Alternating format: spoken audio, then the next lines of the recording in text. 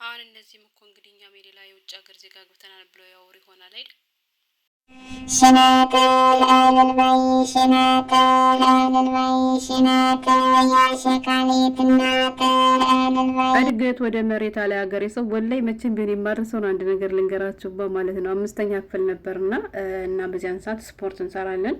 ከዛ ስፖርት እንሰራለን ስላችሁ የተመረጥን ልጆች ትምህርት ቤቱን ወክለን ሩጫ የምንወዳደር ልጆች ነበርና አስፈቅደን ወተን ነበር ማለት ነው። ከዚያ አንድ መምህር አየንና አብሮን ካሉት ልጆች መካከል አንድ አወቀ የሚባል ልጅ ነበር። ከኛ በእድሜ እሱ ትንሽ ከፍ ይላል ማለት ነው። ከዛ በኋላማ የት ነው አወቀ ሲባል እኛ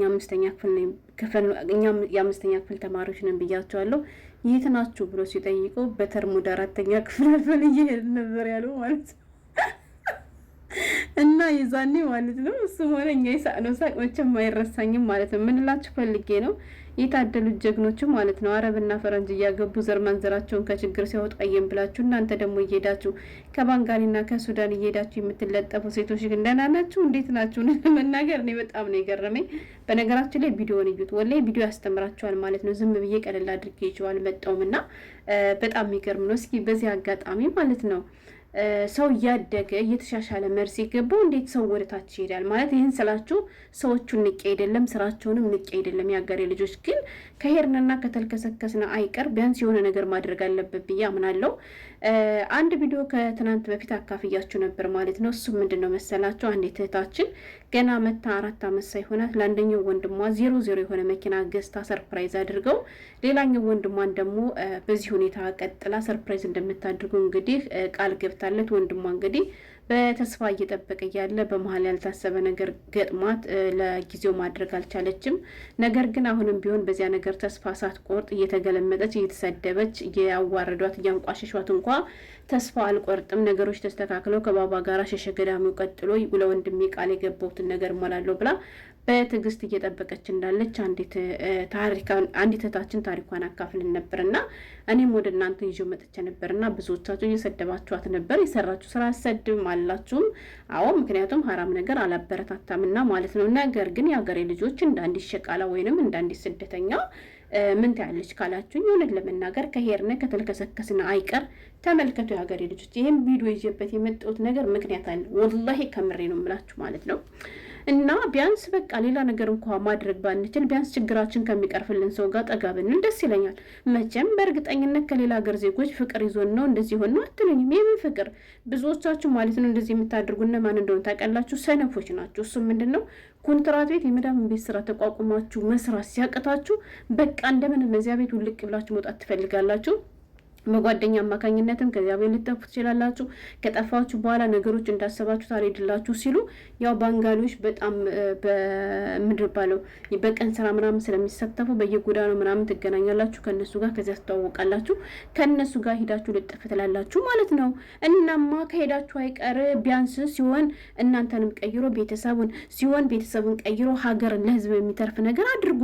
ከዚያ ውጭ ደግሞ ቢያንስ እናንተን ጽድት አድርጎ የሚያኖራችሁ ወንድ ጋር ሂዱ። ወላሂ አንዲት ልጅ ምናለች መሰላችሁ? እኔ ዱባይ እያለሁ ትላለች ማለት ነው። ነጭ የሆነ ሁሉ ሀብታም ነበር የሚመስለኝ። ከዛ ከመዳሜ ቤት እየተመላለሰ የሚሰራ አንድ ሹፌር ነበር ትላለች። እሱ ጋርም ተግባባንና ላስጠፋች ከአሁን በፊትም እኮ ሰራተኞችን አስጠፋለሁ፣ በጥሩ ደሞዝ ትቀጠራለች ወይንም እኔ ላግባሽ ቆንጆ ልጅ ነሽ አለኛለች። እኔም የመዳም ስራ መሮኝ ስለነበረ ከድነት ካወጣኝማ ምን አገባኝ ብዬ ነጭ ነው የያዘው መኪና ሀሪፍ ነው ሀብታም ስለመሰለኝ ጠፋው። የጠፋሁትም ደግሞ በራሱ መኪና ሳይሆን በሌላ መኪና ራሱ መጥቶ ነበር እነ መዳም በሌሉ ጊዜ ከዚያ ቤት ያስወጣኝ ትላለች ማለት ነው። ከዛ በኋላ ካስወጣት በኋላ ከዚያ ቤት ቀጥታ ወደ ራሱ ቤት ይዟት ሄደ። ስትገባ ግን አልጋ እንኳን የለውም ፍራሽ ነው ያለው አለች ማለት ነው። ለ6 ወር ሙሉ ከሱ ጋር ተቀመጥኩኝ። ደስ የሚለው ነገር እርግዝና አልተፈጠረብኝም ነበረ። 6 ወር ሙሉ ስቀመጥ የምንበለው እንዶሚ ነበር ብላለች ማለት ነው። ከዛ በኋላ ለካ ነጭ የሆነ ሁሉ ሀብታም አይደለም ብዬ ከዛም እንደምንም ብዬ በነጭ ወረቀት ወደ ሀገሬ ገብቼ አሁን ሌላ ሀገር ተሰድጄ እየኖርኩ ነው። እና እህቶቼ አትሸወዱ፣ አርፋችሁ ኮንትራታችሁን ስሩ እንጂ የሌላ ሀገር ዜጋ አታግቡ። እነሱም እኮ እንደኛ ስደተኞች ናቸው ነበር ያለችው ማለት ነው።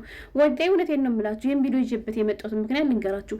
እነዚህ ባንጋሊዎች ወደዚህ ስራ የገቡት ጠዋት በዱባይ ሰዓት አቆጣጠር 7 ሰዓት ነው የሰሩት፣ ደግሞ እስከ ምሽቱ 8 ሰዓት ነው ማለት ነው። ወላሂ ላዚም ያንን ሁሉ ስራ ሰርተው ግን ምንድን እንደተከፈላቸው ልንገራችሁ። 250 ድርሃም ነው የተከፈላቸው። 250 ድርሃም ነው የተከፈላቸው። ብሩን ራሴ ስለከፈልኳቸው ነው ይሄን እምላችሁ ማለት ነው። 100 ብር ለእያንዳንዳቸው፣ 50 ብር ደግሞ ለታክስ ተብሎ የተሰጣቸው። ምን እላችሁ ፈልጌ ነው፣ ሰርቶ ራሳቸውን ማስተዳደር ከማይችሉ ወንዶች እየሄዳችሁ የምትሸወጡ ለእነሱ ሸክም የምትሆኑት ለምንድን ነው? ለድሃ ወንድማ የሀገራችሁ ወንዶች ኮራ ቀበረር ያሉት ምን አደረጓችሁ? ምን አሏችሁ ነው? እኔ እንዴ አታዩም እንዴ? ቢያንስ እስኪ ተሻሻሉ ማለት ከነዚህ ከኡጋንዳዎች ተማሩ። አታቸው ኡጋንዳዎች እኮ ካልሆነ ሰው ጋር አይልከሰከሱም። በተለይ ዘንድሮማ ወቅት አንስቷቸዋል ማለት ነው። ከነባባ ጋር እኮ ነው የሚንጠራጠሩት። ከነባባ ጋር ነው ሄደው የሚጋቡት። ስለዚህ እናንተም ከተጋባችሁ የቀረ ነፍስ ካለው ሰው ጋር ተጋቡ።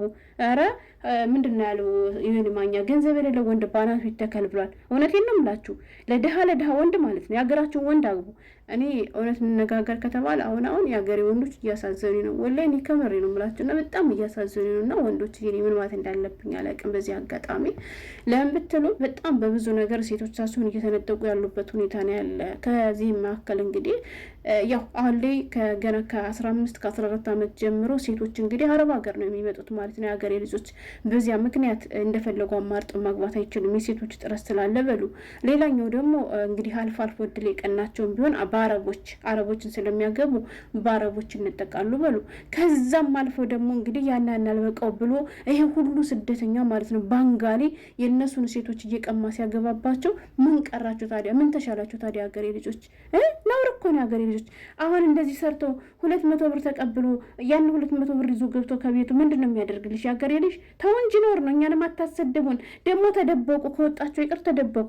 ልክ ጥሩ ስራ እንደያዛችሁ ሁሉ በየሚዲያው አትላላጡብን። በእናንተ ምክንያት እኛም ቁመን እንድንቀር አትፍረዱብን። የአረብ ሀገር ሴት ለትዳር አትሆንም አታስብሉን። ሀበሾች እንደዚህ ናቸው ወንድ ይቀማሉ አታስብሉን። እስከዛሬ ድረስ አረቦች የሚያውቁን ሀበሾች ኃይለኞች ናቸው ነበር የምንባለው።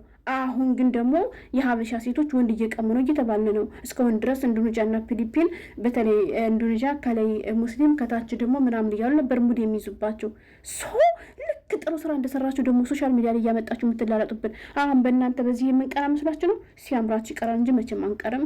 በዚህ አጋጣሚ የሀገሬ ልጆች አንዳንድ ባለየ በውጭ የሚሰሩ እህቶች ማለት ነው ጓደኞቻቸው ኮንትራት ቤት ነው ሲሰሩ እነሱ እየሰሩ እኔ ለምን ወዝናለሁ በማለት ለምን አጠፊም ብለው እናንተን እያስጠፉ ወላሂ ከምሬ ነው ብላችሁ ይሄ ሀቅ የሆነ ነገር ነው። በተለይ ዱባይ ላይ እኔ ሌላ ሀገር አላውቅም።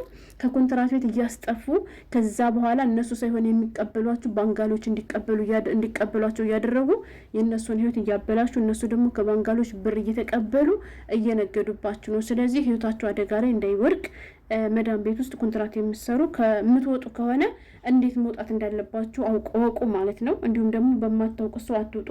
በቅርብ ዘመዳችሁ ካልሆነ ሰው አትመኑ። አሁን ጊዜው ከፍቷል። የሀገሬ ልጆች ትናንት አንዲት እህታችን ለመልካም ነገር ብላ ባደረገችው ምን እንደደረሰባት ሰምታችኋል። ሻንጣ ውስጥ ታሪኩም ማለት ነው። ያላያችሁ የትናንት ነው ቪዲዮ እዩት። እናማ ከሄዳችሁ አይቀር ችግራችሁን ከሚያራግፍላችሁ ሰው ሄዱ። ከድሃ ሄዳችሁ አትጨወጡ። ባንጋሊ ሱዳኒ እኮ እንደኛ ስደተኞች ናቸው። የተሰደዱት ደግሞ ቸግሯቸው ሰርተው ሊለወጡ ነው። በዚያ ላይ ደግሞ ከሀገራቸው ትዳር አላቸው።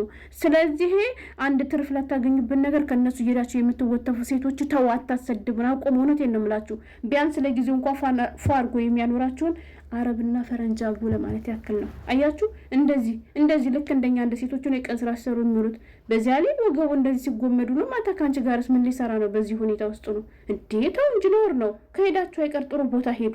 ጉድ እኮ ነው።